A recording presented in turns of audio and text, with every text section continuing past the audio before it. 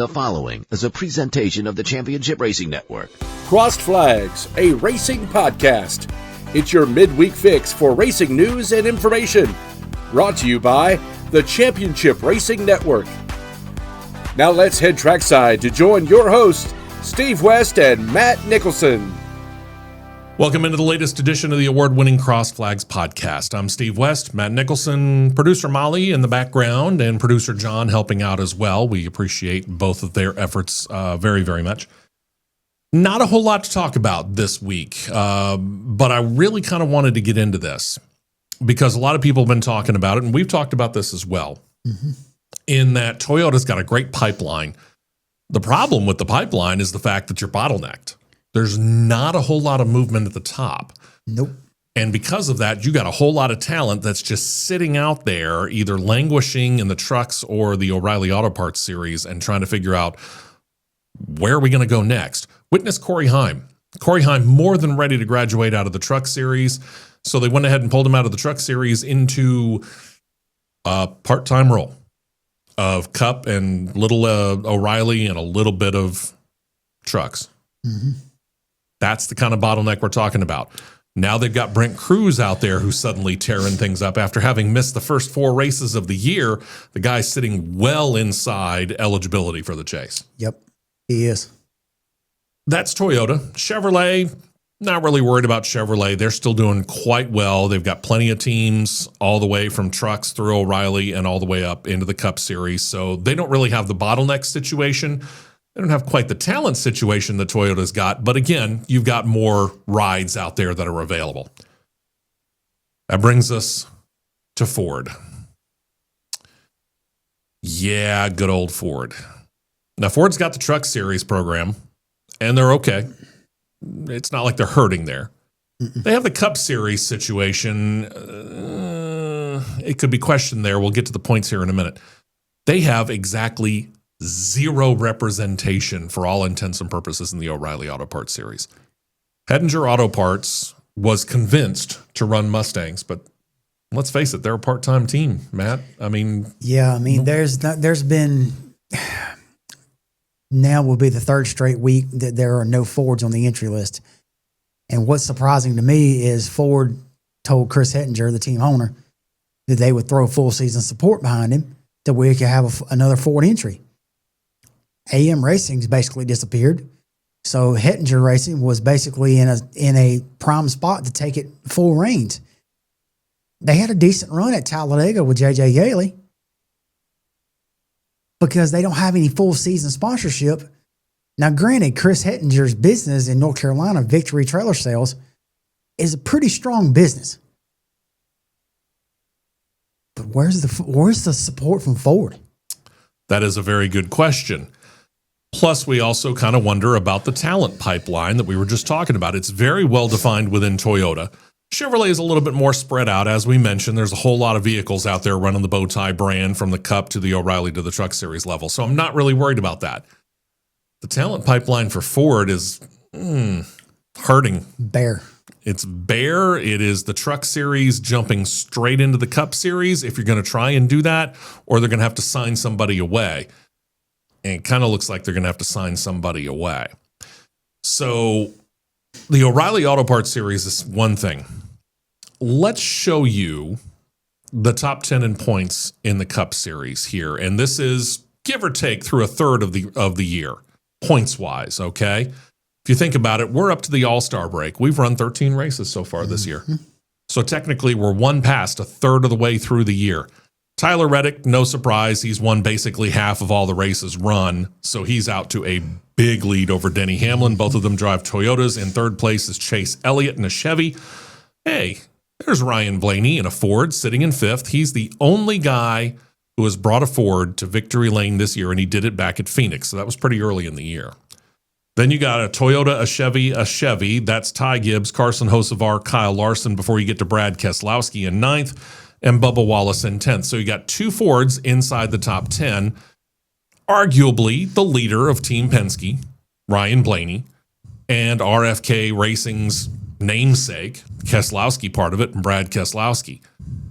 But if we switch to the second part of that top 20, go in 11 through 20 here. Christopher Bell in a Toyota, William Byron in a Chevrolet, Ryan Preece in a Ford. That's one of the 3 RFK Racing Fords, right? Daniel Suarez in a Chevy. Here's another Team Penske in Austin Cindric in 15th. And Shane Van Gisbergen, courtesy of his win up at Watkins Glen over the weekend, he jumped back into the top 16, so he's the final one eligible in the chase, just barely bumping out Chase Briscoe, who had a great run, but because of the bonus points that you get for a win, SVG was able to jump over him. Then there's Joey Logano. We're going to talk about him in a second. Joey Logano, Ross Chastain, AJ Allmendinger round out the top 20.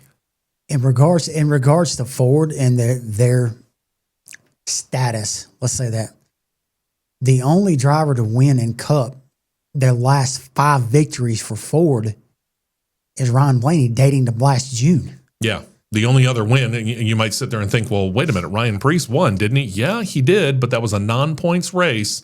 That was the season opener Clash. Mm-hmm. So if you remember that win, no points involved. So Ryan Blaney is the guy holding everything. Team-wise, we used to think that the lead team was Team Penske. Mm-hmm. I'm not so certain we can say that anymore. Because if you look at it, Chris Buescher, Brad Keselowski, Ryan Preece, all within the top 13. They seem to be the ones towing. Joey Logano, on the other hand, this guy, remember, is a 3-time Cup Series champion. He has the last, 6 races, I think, finished outside of the top 30. 4 of the last 6, he's been below 30th. I remember now. That hurts. What's going on the 22? I don't know. They've got nothing but they're snake bit. They're flat out snake bit. That's the only way you can say it. There are 2 guys who I question right now. It is the inconsistency of the 19 of Chase Briscoe, because it seems like every time he has a bad race, he turns around, has a good race to follow it up, and then backs it up with another bad race. Mm-hmm. And that's why we have talked about him for the past, I don't even know how many weeks on the big show when we run down the Cup Series points, talk about him bouncing in and out right there at the bottom or just outside of the chase standings. Yep. But Joey Logano, who began the season pretty solidly and was for a while inside the top 10, and I think even for 1 week was inside the top 5, mm-hmm. has now fallen outside of the points. And not only is he trailing Chase Briscoe in 18th, you look at the number right there, 277 to 245, that's a 22-point drop. Or I'm sorry, a 32-point drop from Chase Briscoe. That's huge.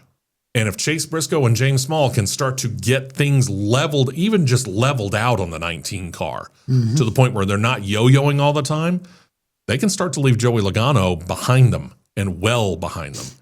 Yeah.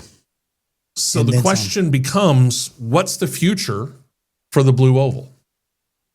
Because right now, other than Ryan Blaney and the collectiveness, I guess we could say, of RFK Racing, you're looking at effectively 4 cars out of the Ford stable that look like they're stable, to use can't think of a better term. I mean, because years past versus this year, RFK is definitely in another, from a performance level, they're in another zip code for the better. They're performing better. They're more consistent. But you got the 2 and the 22 that's basically dead weight to Penske right now. The 12 is pulling all that weight. And you got the other Fords. The Wood Brothers, they're 2 up and down. Very consistent. And for all intents and purposes, remember, they're a Team Penske prepared Ford. Yeah. And so that's not a good sign either. No. I mean, for a little bit there, and I'm going to give a reference here, for a little bit there at Talladega, the best performing Ford was the Garage 66 car. And the interesting thing was, and you and I talked about it on this podcast right afterward, and mentioned it in the big show the week after. If it worked for really him and Cody Ware jumping up there and making everybody go, "Oh, wait a minute, we're going to race. Well, we're going to have to go. We're going to have to move it. Otherwise, these guys are going to leave us in a Garage 66 and Rick Ware Racing entry. Then all of a sudden we saw the speeds jump back up from 180 to about 195. Saw a text from last weekend's Big Show talking about how they were kind of finding the racing at Talladega a little bit boring. For the first time in a couple of years, actually, it kind of got exciting because we were watching them race at 195 miles an hour. They're starting to push the envelope a little bit. Thank you. Yeah, stage 2 and 3 was great. Yeah, we're fantastic. And I appreciate the fact that you have some of those quote-unquote back markers jumping up there and going, you know what, let's force the issue. Yeah, Let's make them actually race at speed. And then, front row. Front row is mediocre at best right now. Yeah, usually we can count on them to bring something pretty good to a Talladega, but we really didn't talk about them all that much. Yeah, they weren't there for some reason. So Ford's got some soul searching that they've got to do, and I get it. They're in their first year in Formula One, and they're probably looking at some of the other programs and trying to figure out exactly what all's going on. But at some point in time, Ford needs to come back and look at where their bread's buttered. And they really made their racing name where? NASCAR. They did. And at some point in time, they're going to have to figure out, are we fishing or are we cutting bait? And going to go concentrate on something else?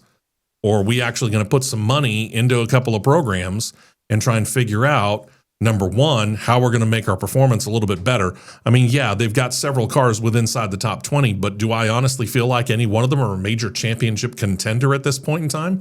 And yes, I hate to say it, I include Ryan Blaney on this. Nope. I don't. They're not. I'm not looking at a blue oval as an honest championship contender right now, a third of the way through the year. They've got to figure something out on that front, number one.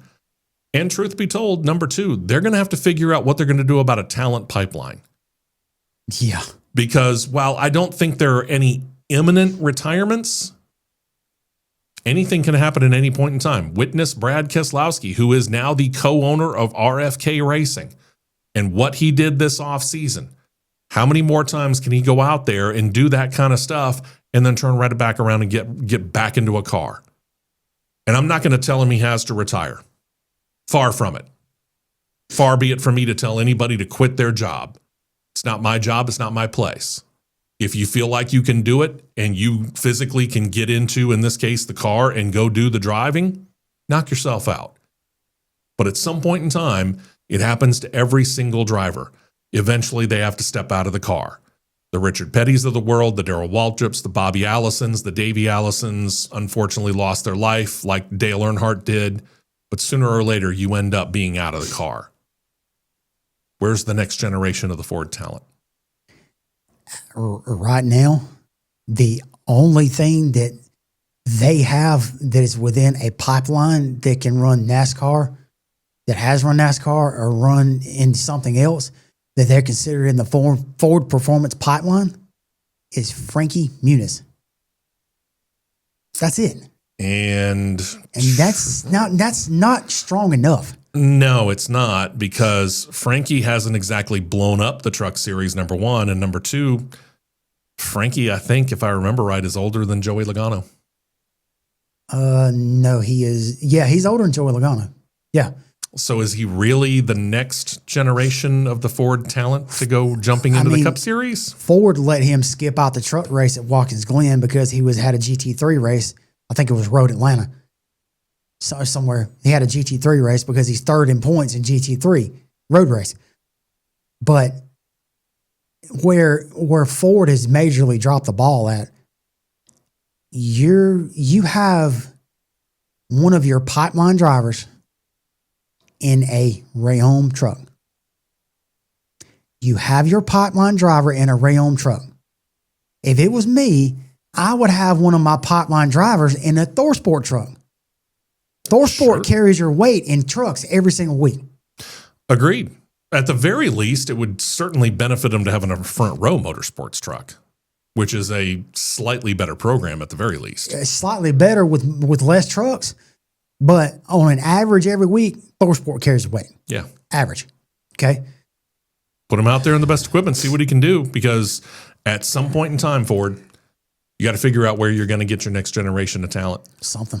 And at the same point in time, you got to figure out where your performance is. Something. because you're not quite getting it in the Cup Series. The points show it. Yeah, we noticed a number of blue ovals with inside the top 20. But again, both Matt and I agree. Not seeing that championship contender this year. And that does include Ryan Blaney. And I hate to say that because I like Ryan Blaney. I like his personality. He's good for NASCAR. He's good for Ford. He's good for Team Penske. But I'm just not seeing it this year because I'm not seeing the collective performance out of Ford that I was expecting to see at this point in time. It's just too much pressure on that 12 car. Yep. Way too much pressure on that 12 car. Mm-hmm. Coming up this weekend, another big show. Hope you join us then for it. 9 a.m. Eastern, 8 a.m. Central Time. Talk 99.5 FM in the Birmingham area. Talk995.com. If you are not able to check us out via radio, you can check us out there. You can also check us out on Real Talk 99.5 TV or also on YouTube, CRN Live. Hope you join us then. Again, that's Saturday morning, 9 a.m. Eastern, 8 a.m. Central Time. Thanks to producer John, producer Molly, my co-host Matt. I'm Steve West. This has been the latest edition of Crossed Flags.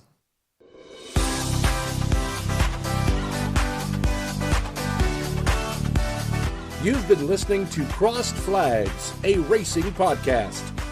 For more content like this, subscribe to CRN Live on YouTube, and you'll be set to catch the 2-hour live show every Saturday morning at 9 Eastern, 8 Central.